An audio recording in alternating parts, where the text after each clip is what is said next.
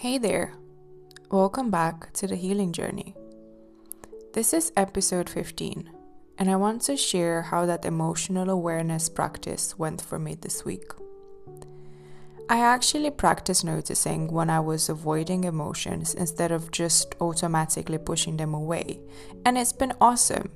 I'm catching myself way more when I start to go into I'm fine mode and just pausing to acknowledge what's actually there has made such a difference in how I feel. And I have to tell you, I've been listening to Brené Brown audiobooks this week, and I really find myself in that woman. I can relate to so many things she's saying about shame and vulnerability. But there is one thing she mentioned that completely blew my mind, because I thought I was weird for experiencing it.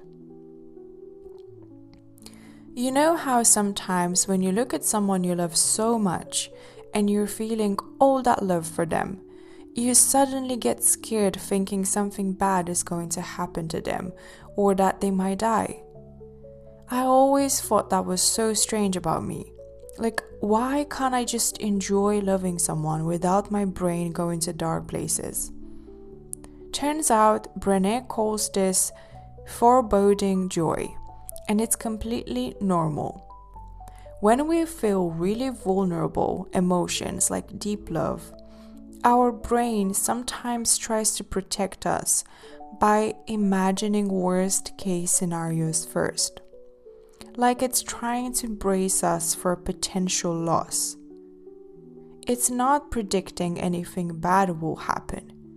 It's just our brain's way of trying to protect our heart from the vulnerability of loving someone so much.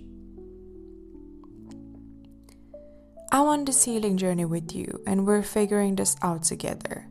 And this realization hit me so hard because it's the perfect example of what we're going to talk about today. How we spend so much time thinking we're weird or broken when really we're just beautifully, completely human. Today we are going to explore something that might be the most important shift you can make in your healing journey. Moving from I am broken and need to be fixed to I am whole and learning to remember that wholeness. Because here is what I'm realizing. The healing journey isn't about becoming someone different. It's not about fixing all your flaws or eliminating all your struggles. It's about coming back home to yourself, to the person you've always been underneath all the protective strategies and coping mechanisms. Today I'm going to show you why you were never broken to begin with. Why that belief in your brokenness might actually be keeping you stuck, and how to start seeing yourself through the lens of wholeness instead of damage. Let me start with something that might challenge how you've been thinking about yourself and your struggles. What if you are not broken? What if you were never broken? What if everything you think is wrong with you is actually evidence of how intelligently you have been responded to difficult circumstances? I know that might sound hard to believe, especially if you've spent years thinking there is something fundamentally wrong with you, that you are damaged goods, that you need to be fixed or healed before you can be worthy of love and acceptance. But stay with me here, because this shift in perspective can change everything about how you approach your life and your growth. Most of us learn to see ourselves as broken because we developed coping strategies that don't serve us well anymore, or because we have reactions and patterns that feel overwhelming or destructive. We look at our anxiety, our people-pleasing, our perfectionism, our emotional woes, our relationship struggles, and we think, there is something wrong with me.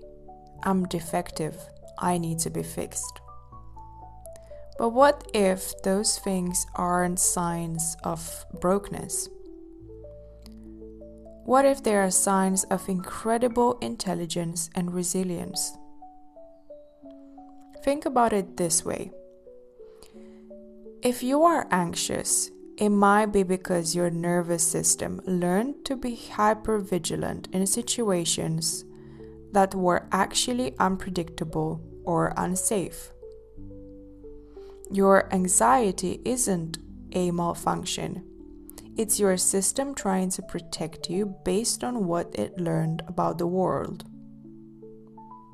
If you are a people pleaser, it might be because you learned early that keeping others happy was a way to maintain connection and avoid rejection.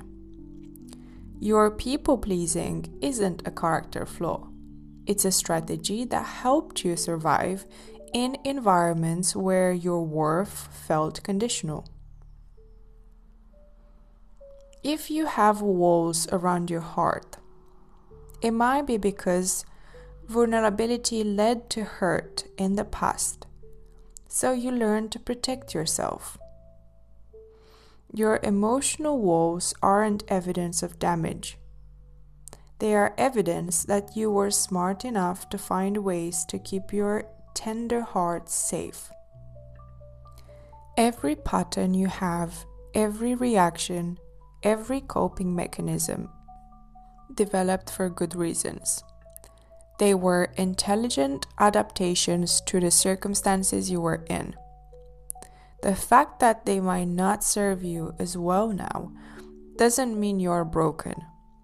It means you are ready to update your strategies as your life circumstances change.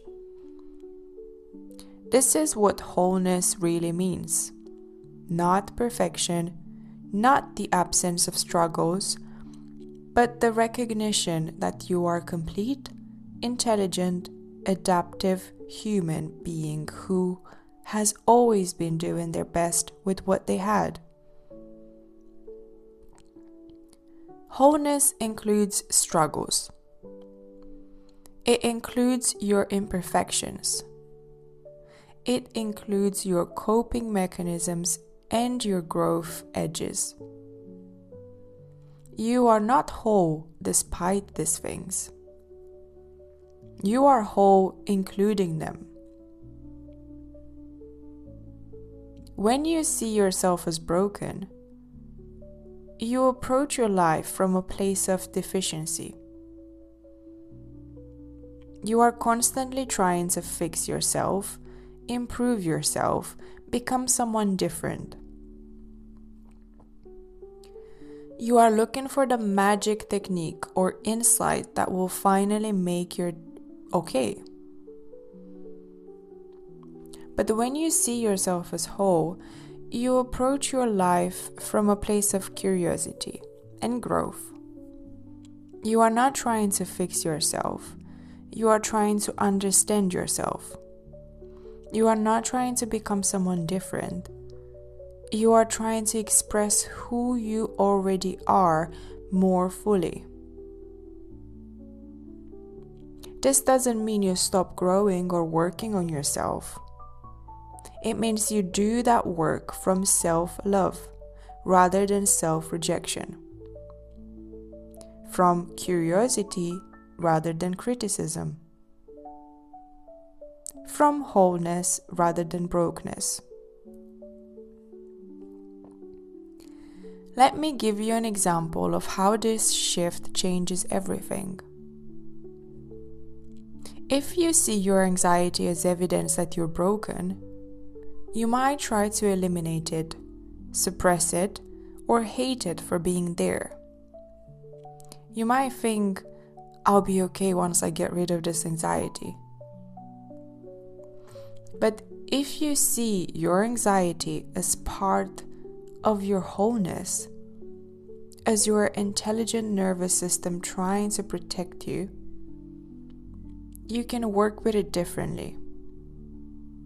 You can appreciate its protective intentions while helping it learn that you are safer now than you used to be. You can see anxiety as information rather than pathology. The same applies to whatever you struggle with.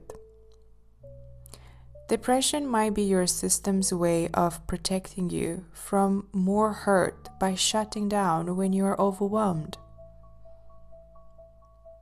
Anger might be your psyche's way of protecting your boundaries when they have been crossed. Perfectionism might be your attempt to avoid criticism or rejection. None of these things mean you're broken. They mean you are human, dealing with human challenges in intelligent ways. Now, I want to be clear about something.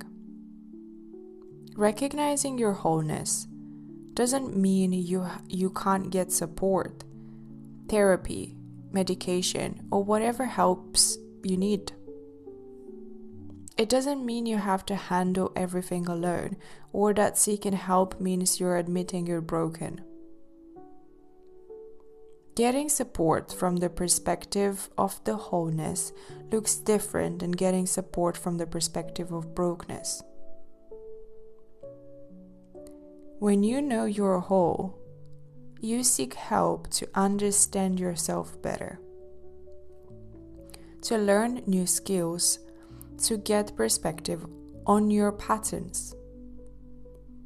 You're not trying to fix yourself. You are trying to support yourself and expressing your wholeness more fully. This shift also changes how you relate to your past. Instead of seeing your difficult experiences as things that damaged you, you can see them as things that taught you about resilience, survival, and the complexity of human experience. This doesn't mean minimizing real pain or trauma. It doesn't mean pretending difficult experiences didn't affect you.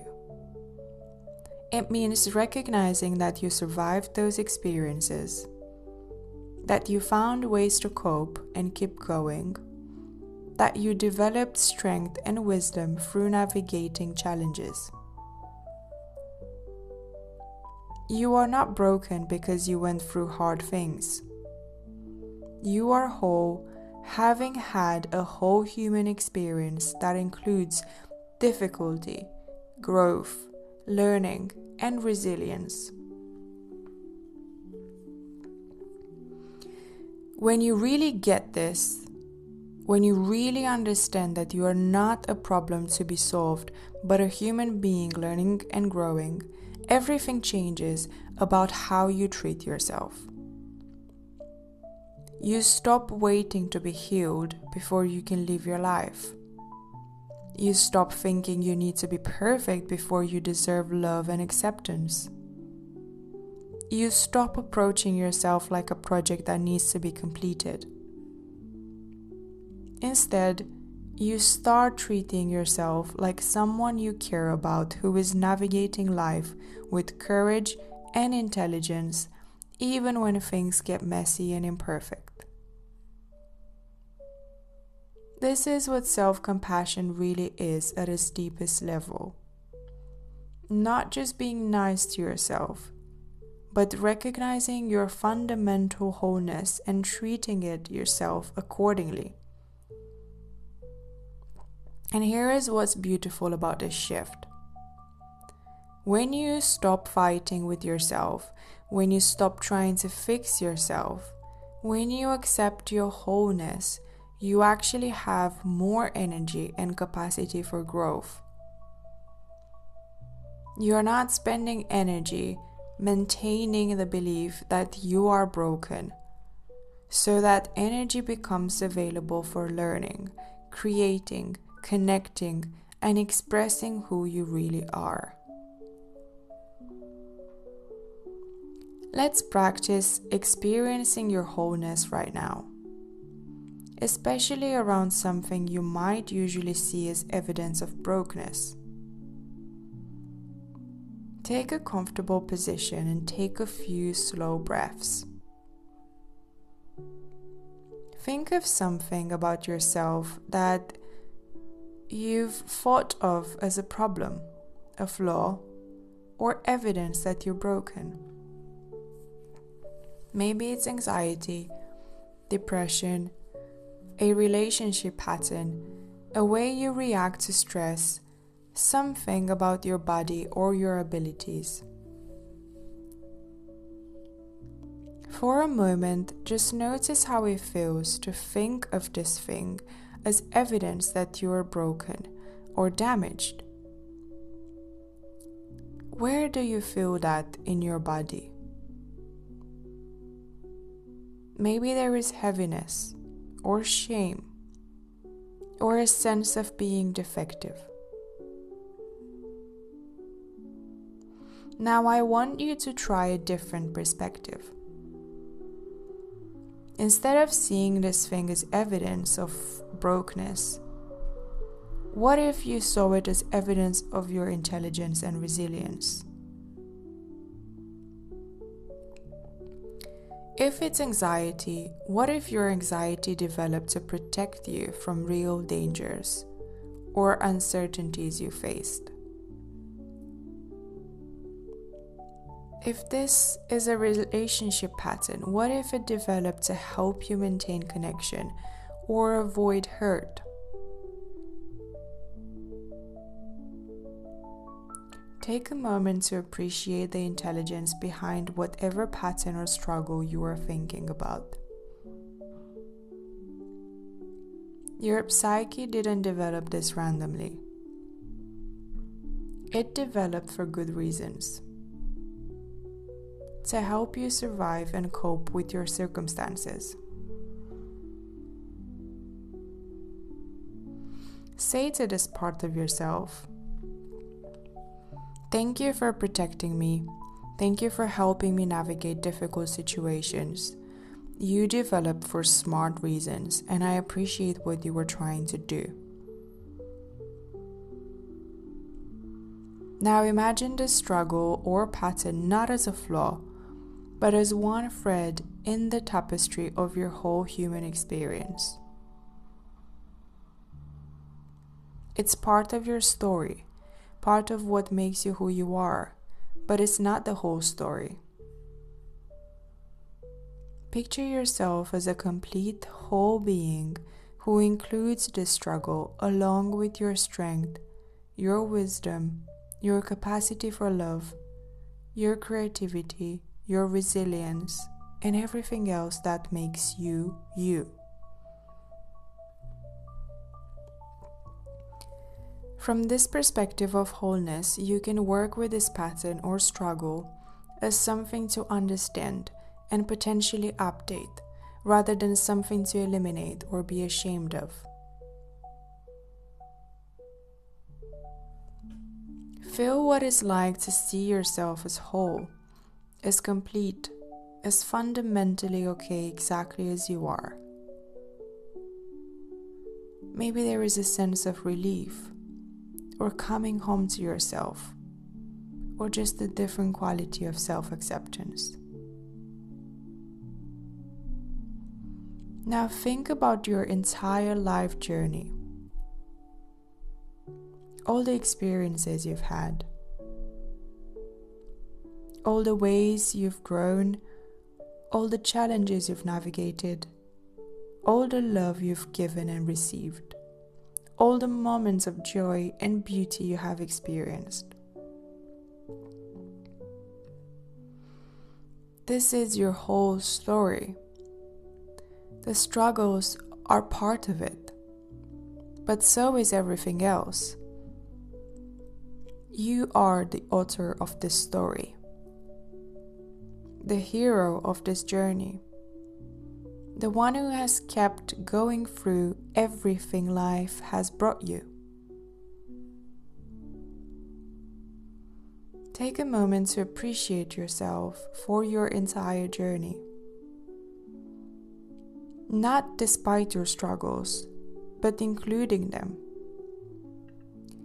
You are whole, complex, intelligent, resilient, and worthy of love exactly as you are. Breathe that in. Let your body feel what it's like to be seen and appreciated as whole rather than broken. When you are ready, carry this sense of wholeness with you as you continue your day. You are not a problem to be solved. You are a human being learning and growing, and that is exactly as it should be. This week, I want you to practice catching yourself when you think in terms of being broken or needing to be fixed, and gently offering yourself a different perspective. When you notice thoughts like, there's something wrong with me, I'm so messed up, or I need to fix this about myself, pause and ask, what if this isn't evidence of brokenness, but evidence of how intelligently I've responded to my circumstances? Try to find the adaptive purpose behind whatever you're criticizing yourself for. If you are people-pleasing, maybe it helped you maintain relationships. If you are a perfectionist, maybe it helped you avoid criticism. If you are emotionally guarded, maybe it protected you from hurt. Once a day, try this affirmation. I am whole exactly as I am. I am learning and growing, not because I'm broken, but because I'm alive, and that's what living beings do. Pay attention to how it feels different to approach your growth from wholeness rather than brokenness. Maybe you feel more self-compassion. Maybe you have more energy for change. Maybe you feel less urgency to fix yourself immediately. Also notice if you feel resistance to seeing yourself as whole.